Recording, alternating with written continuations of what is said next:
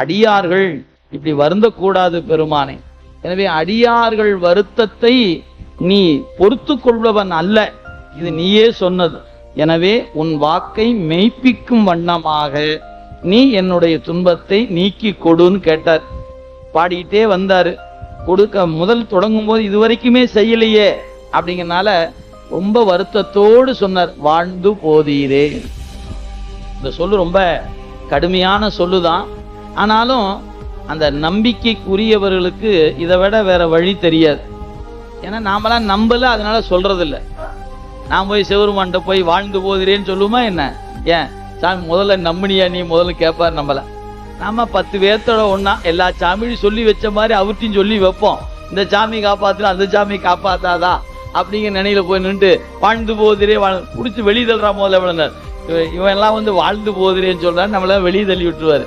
ஆனா நம்பிக்கை வைத்து அவரை தவிர இன்னொருவரை தொழாதவர்களுக்கு இப்படி சொல்வதற்கான உரிமை இருக்கிறது.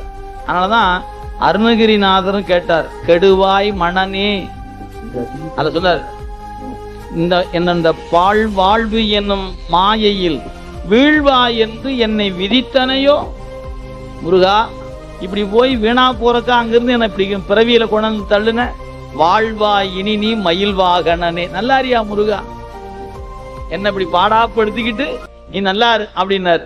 இது ஏன் சொன்னார்னா, என் துயரத்தை தீர்த்து கொடு என்பதற்காக விண்ணப்பித்த முறை அது. ஏன் நான் உன்னை தவிர்த்து இன்னொருத்தரை நம்பல, உன்னை தவிர பின் ஒருவர் பின் செல்கிலேன் அப்படி பன்னிரு கண் உடைய பெருமானே, கோலப்பா வேலப்பா செந்தில் வாழ்வே, உன்னை ஒருவரை பின் யாரையும் நம்பலையே. அப்ப நம்பிக்கை யாருக்கு உச்சமாக இருக்கிறதோ அவங்க என்ன சொல்லுவாங்க, கேட்டதை கொழுக்கு நின்னா நல்லாரியா நீ அப்படின்னு தான் சொல்லணும். வேற என்ன சொல்ல முடியும்? ஏன் உன்னை விட்டு போகவும் முடியல, உன்னை மறக்கவும் முடியல, இந்த நெஞ்சு உன்னையே நினைச்சு தவிக்குது.